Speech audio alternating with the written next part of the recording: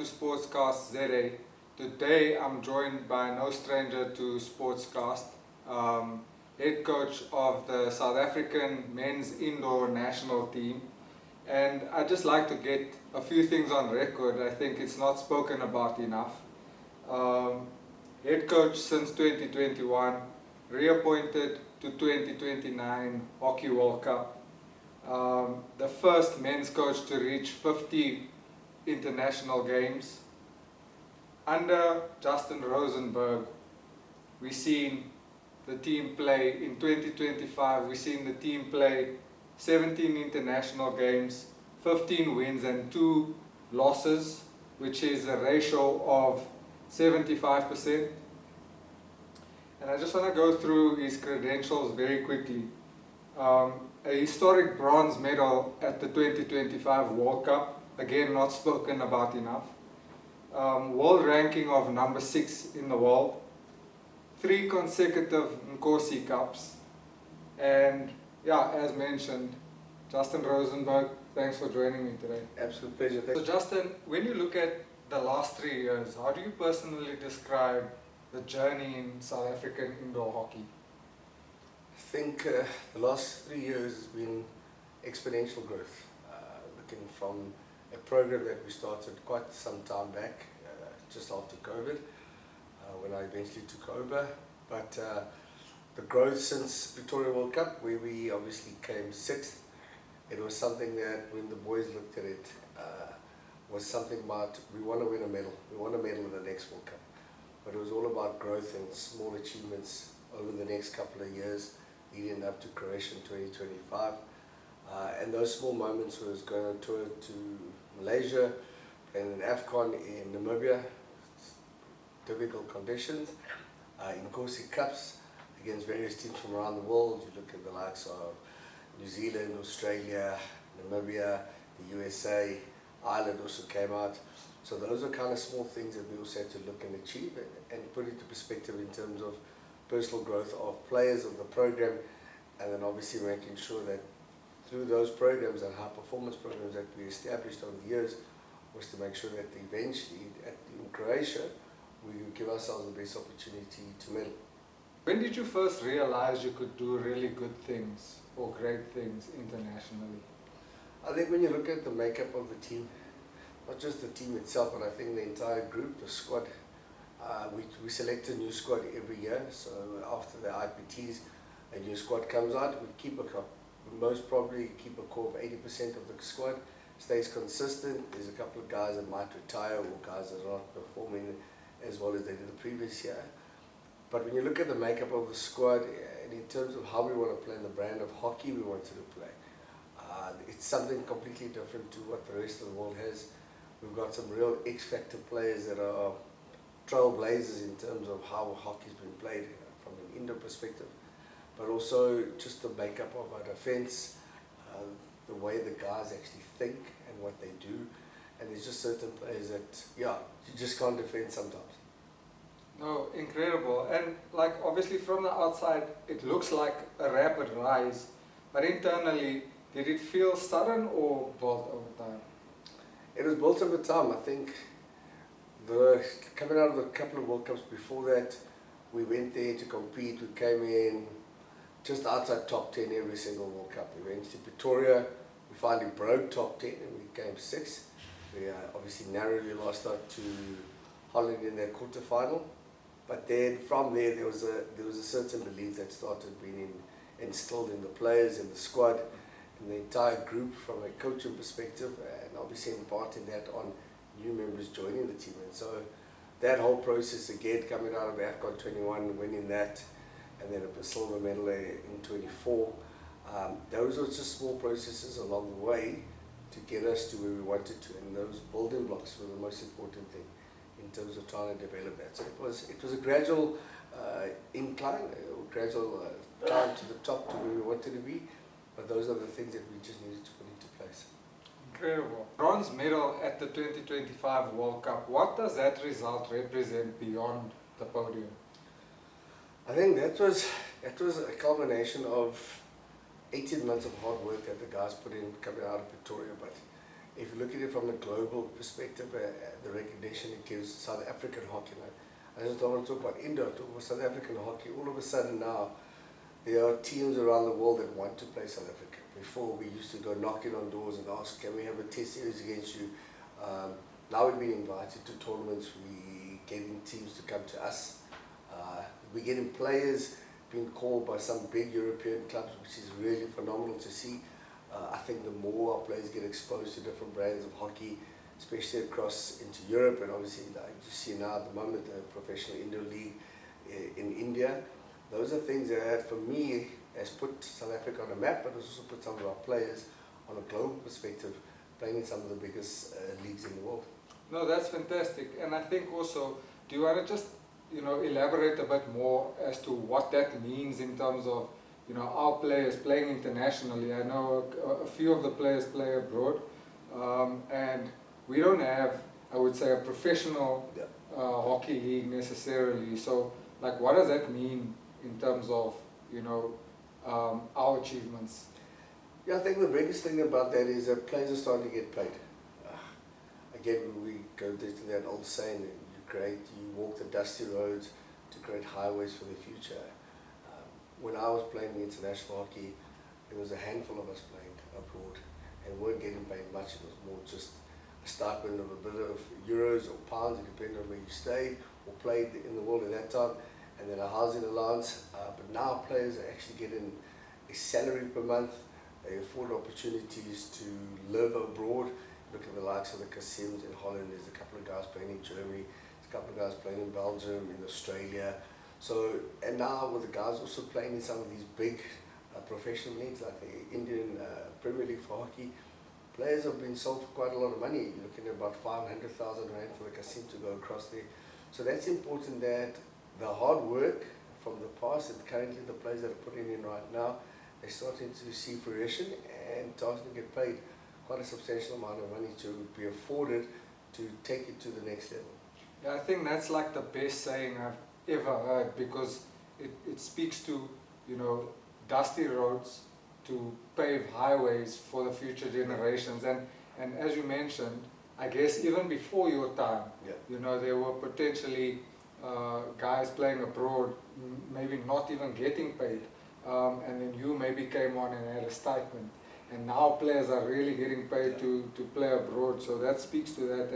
And I think that phrase is predominantly a hockey phrase. I've never heard anyone say that. So do you want to speak about what that phrase means a bit more? Yeah, I think for the group, it's something that's embedded in our DNA as part of our culture as a group. We keep on looking back and going, they afford opportunities. If you look at the amount of games we're currently playing versus games before 2019, we're probably playing double the amount of games each year, which again speaks volumes about that. The hard work that the guys have put in, those that obviously walking the dusty roads, is now paving highways, which is obviously more games, more test series, more invites to European countries, more invites across to Asia, to Australia. So those are the great things that you've seen over time. And again, it's part of our culture. Every time a new player joins a squad, they learn the phrase, they understand it, they understand what it means to the group, because like I said, it's part of who we are and what we're about. No, that's incredible. And I guess for me, always enjoying the fact that, the younger players come in. So now they can really aspire to also do that, as opposed to, I guess in the past where hockey would not be remunerated. And I guess that for me is where I would like to highlight and say, listen, we need to pay a bit more close attention to hockey.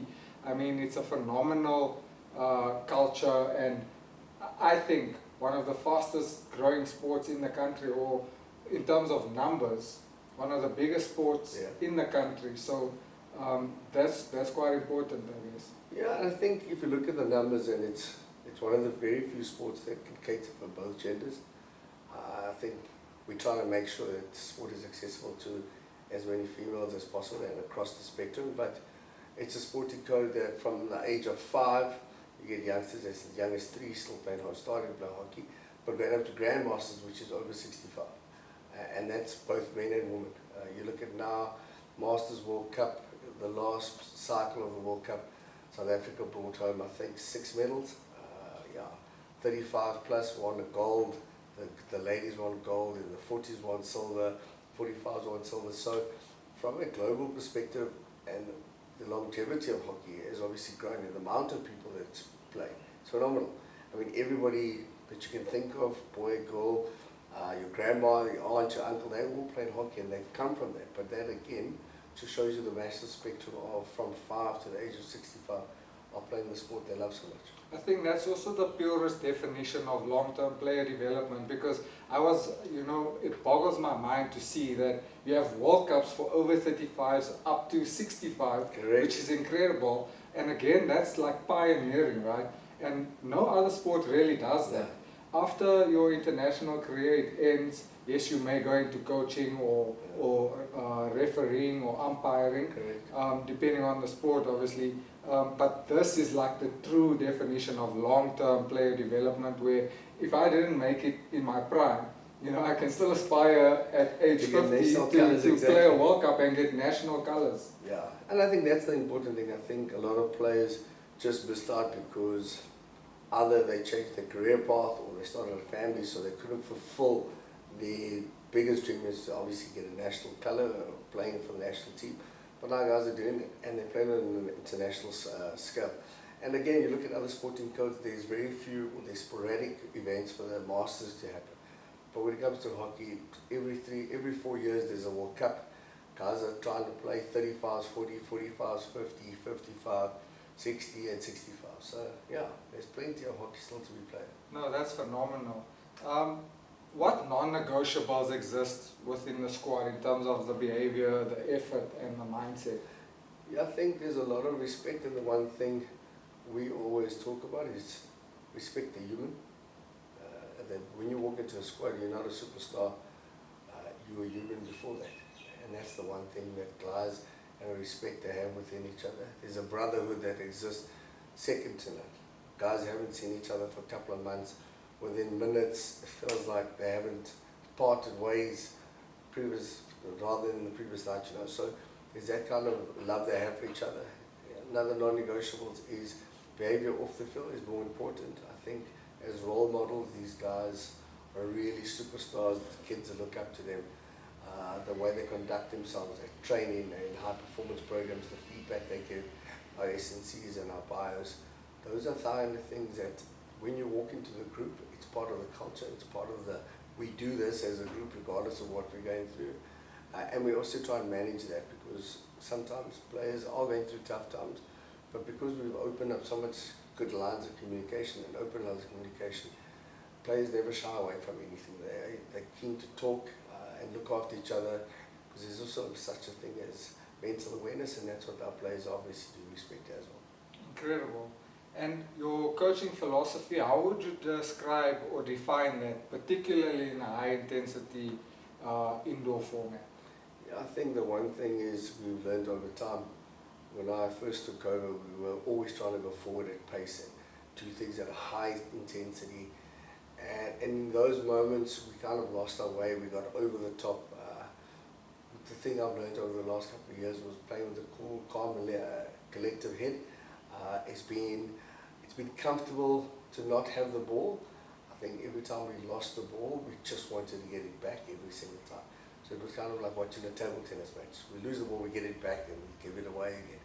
But now we've obviously instilled a belief in the guys that when we don't have the ball, we should be comfortable, we should be calm, because the ball will come in. When we do, we keep the ball for longer phases of the game, which is really important, especially in high intense games where it really matters and you just got a 1-goal cushion, or you're trying to chase the game as well. As head coach, you recently went abroad in the latter part of the year to achieve qualifications for coaching.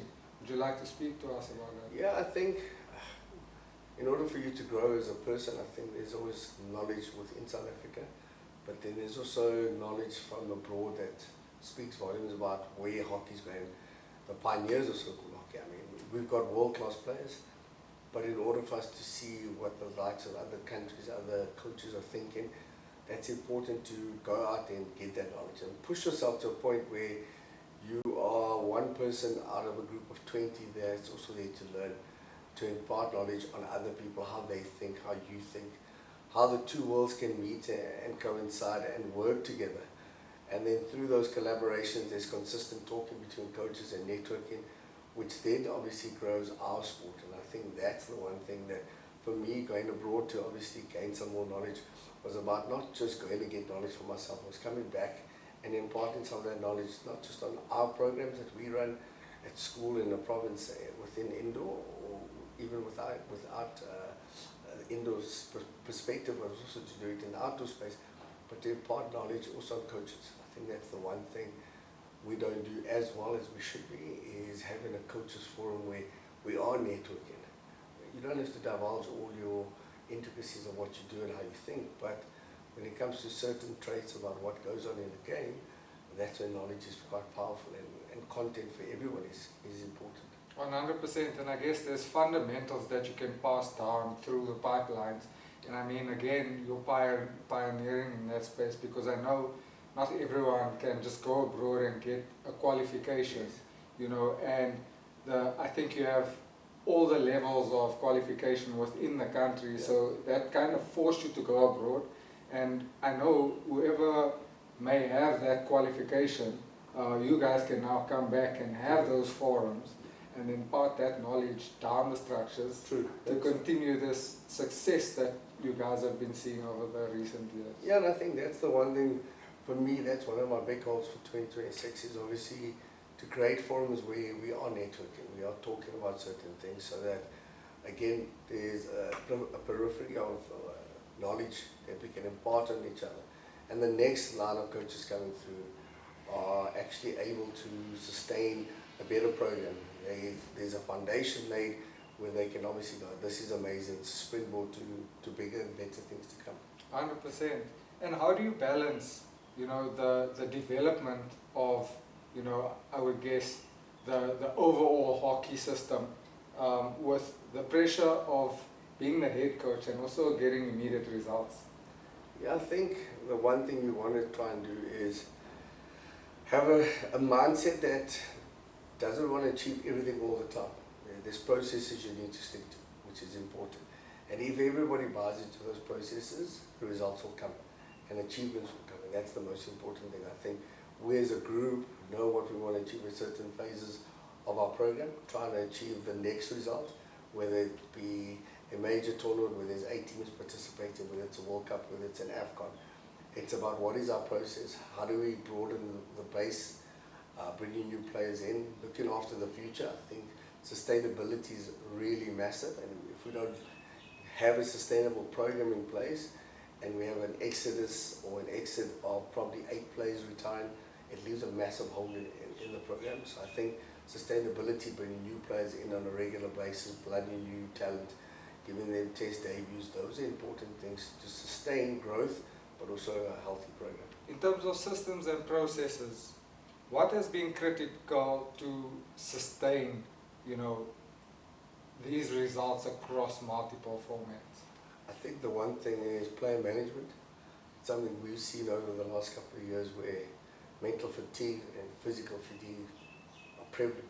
Players are breaking down, players are obviously going through phases in their personal life that affect sport, but at the same time, when you create open doors and open lines of communication, those are things that players come and talk to you about. I think weekly programs with SNCs and powers are prevalent, and having those being sustained over longer periods than just shorter periods leading up to major tournaments. Sustained programs over months is what we're all about, and those are the kind of things you want to start looking at. Creating high performance hubs where you broaden one player knowledge and also coaches. So getting more coaches involved in each of the provinces to try and create better understanding as a group collectively and bring like-minded individuals together to create a program that's sustainable but also achieves results long term. Incredible. I just want to add this one in. A mate of ours, David Joshua, I remember he's the one that really introduced me to hockey ever. And, you know, he aspired to achieve what the team has now achieved, yourself and the team. what would you say to him in terms of, you know, laying the foundation to set you guys up? Again, it comes down to the dusty roads and the highways, right? Yeah. So, how did he contribute to that, would you say? I think DJ, good man. I think David and I go back a long way, even before I came to Redel when he was here. We always chatted about hockey, we chatted about how we could grow hockey. And it wasn't even before he was taken over as a national team in 2019 and 18. It was about what could we do differently that's currently happening, how could we grow hockey. And David was obviously one guy. When he brought me into the national team as his manager, we spoke about what else can we do to sustain stuff, to keep the program healthy, because there's so much talent. And the talent we were looking at then was 16, 17, 18-year-olds going, well, imagine what these players would look like in 5 years' time. And through that conversation and sustained growth and keeping a high-performance program going, I think he understood what I wanted, I understood what he wanted, and his goals are obviously exactly that. We've got a range of players coming in that are 17. We've got players going, a cream of our players are in the mid-20s, and obviously we've got a couple of international stalwarts and Jethro Eustace. But I mean, that's exactly what it was. It was a vision of what would this 17-year-old look like in 5 years' time. And getting those guys into the program sooner than later, you start seeing the results starting to come in. Because before the last Nkosi Cup, where we had 3 guys make their 50th test series, we only had 2, in Justin Rosenberg and Jethro Eustace. We've been in the international team since early 2015, so it's taken them 10 years to get to that achievement. It's now taking guys half that time. And that's just because getting players with so much talent and ability into a program sooner and keeping them and obviously just keep blooding in new talent, all of a sudden the program and then becomes a lot better and stronger. Fantastic. So South African teams often operate with fewer resources than the top nations. How have you navigated that challenge? Yeah, I think it's every minor sport that's trying to achieve international greatness biggest nightmare at the moment. And I think the one thing we try and do is try and create a platform, a pathway, and obviously partnerships with not just national brands but also local brands. So each high performance program, and we try and have our, how do I put it, we try and ensure that we do have a footprint throughout the country, and that's the one thing we've obviously tried to do. We try to say that we are the people's team. We try to create relationships off the field in each region so that when we go somewhere, we afford opportunities to get transport, to get accommodation at reduced rates, to get personal sponsors in each region, to get the guys dinners, they book stuff for them. So we take it that one rand, we turn it into 5. It's just through relationships and through the partnerships we have with each person in different regions, but also the value that we know that the public has with this team. Every time you see this team play, these guys have so much time for the public. And that's the one thing that you see of the most successful teams. Look at the Springboks, they're going to the side of the field, hugging, taking selfies with fans, giving their shirt away, and that's exactly what these guys do. Their success is the public success because it's a story for the people of South Africa. What role does the senior leadership within the squad play in terms of upholding the standards that you had set, so when new players come in, they can just follow? Yeah, I think we do have a leadership group. That leadership group is obviously some of the senior players, but it's something we talk about on a regular basis, accountability. We lead by example. If you take Tayyad Kassim, phenomenal young man, and he'll pick up balls, he'll carry the balls, he'll carry the water bottles. He'll be the first one to say good morning ma'am, whether it's the bus driver, whether it's the lady that's just opened up our accommodation. It's that kind of respect and empathy for the human that these guys show. And if they can't do something, they don't expect the next person to do it. So they lead by example on a regular basis. It's not just every now and then. If the team is down and the guys are having a bad patch, the leaders come through and they talk about positivity and stay abreast in front of everything that you should. But players obviously then lead by example and lead in good ways rather than bad. And if guys in the senior program or the senior setup are struggling, they have take their time out and they do the right things to come back and be a positive influence on the team. But yeah, taking accountability and leading from the front is what they believe is the forefront of the success of the team. Looking ahead, what excites you most about the next phase of this team's journey?